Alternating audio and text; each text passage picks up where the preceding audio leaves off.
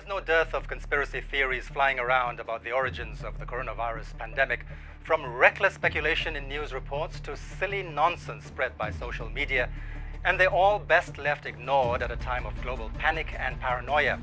But when a spokesman for China's foreign ministry jumps on the tinfoil hat bandwagon to accuse the US military of unleashing a deadly disease that has infected some 180,000 people in more than 130 countries, it begs closer scrutiny to understand what exactly is going on. Zhao Lijian set off a storm recently by taking to Twitter to suggest there was something more to the story after the US Centers for Disease Control and Prevention admitted, without giving a time frame, that some influenza deaths in America had turned out to be COVID-19 cases. We don't know precisely where this virus originated from. There are multiple labs that are continuing to conduct work, we think, on contagious pathogens inside of China today. And we don't know if they are operating at a level of security to prevent this from happening again. Remember, this isn't the first time that we've had a virus come out of China.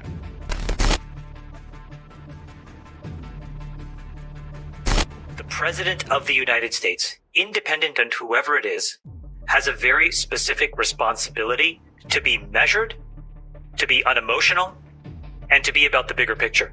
The people on the left believe in climate change more than anybody else. But when you explain to them that in order to eliminate hydrocarbons, you actually have to mine critical minerals and metals out of the ground, they're the same people that say no way. Well, you can't have one without the other.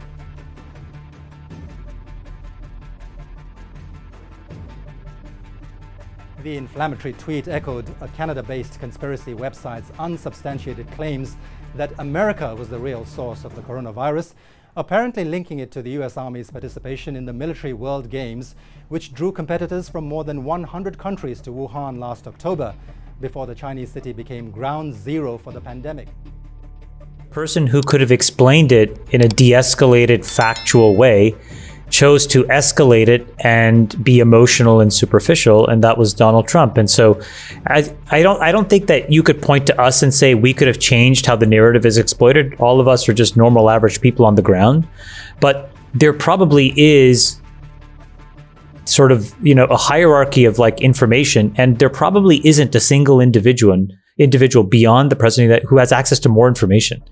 And so Right. if he was just more moderate and normal and basically said, hey guys, there is a legitimate risk that we need to investigate, because fast forward basically 18 months later, and this president, who is moderate, you can like him or not like him, but he's kind of moderate and unoffensive, says basically that. And now we have this news cycle about investigating something we should have been investigating 18 months ago, just at least to get to the bottom of it, what was going on. But Trump had to make it such a big deal and about himself. And I think that's the takeaway. I think that the big tech's decision to censor this information was a derivative of the first two things. Like, I don't think that decision would have happened had Trump been normal, and then, media would have just listened and said, okay, maybe there's a chance this guy is right. He's saying and acting in a normal way. Let's go investigate. The President of the United States, independent on whoever it is, has a very specific responsibility to be measured, to be unemotional, and to be about the bigger picture.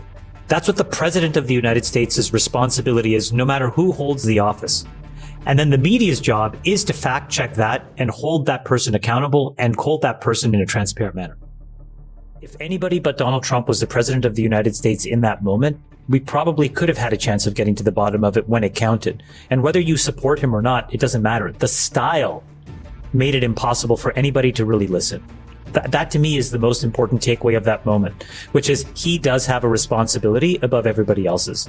The second thing is, I think this is the most important macro investing theme that I've seen in my lifetime, which is that globalization as we know it is over. And what Saxipu just said is what I really believe, which is that you have to onshore and you have to move to a place where you value resiliency over just in time.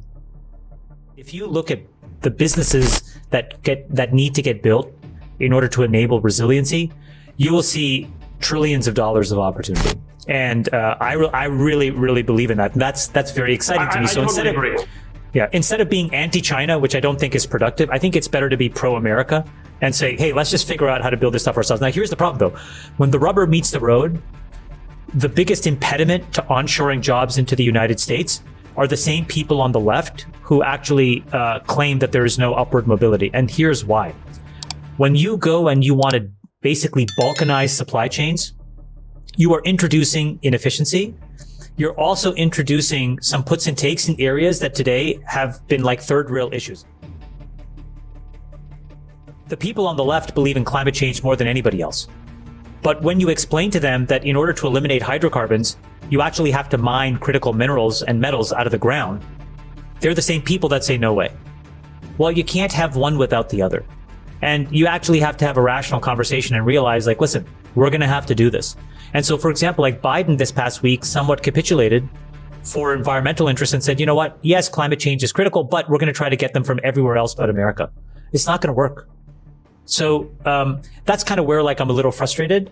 But those are my two takeaways. Number one is let's just get past China and let's just focus on the United States. And number two is globalization as we know it is done, and we need to focus on resilience. There's nothing to do. I think we have to move on. I think it's important to get to the bottom of it. It'll maybe help eliminate some of the politicizing of science that we've seen as a result of this thing. But ultimately, what's done is done. Instead, what I think we have to learn from it is you can't elect hotheads and people who are unpredictable and unreliable to basically be our truth tellers and fact tellers. And if anybody but Donald Trump was the president of the United States in that moment, we probably could have had a chance of getting to the bottom of it when it counted. And whether you support him or not, it doesn't matter. The style made it impossible for anybody to really listen. Has a very specific responsibility to be measured, to be unemotional, and to be about the bigger picture. This is the most important macro investing theme that I've seen in my lifetime, which is that globalization as we know it is over.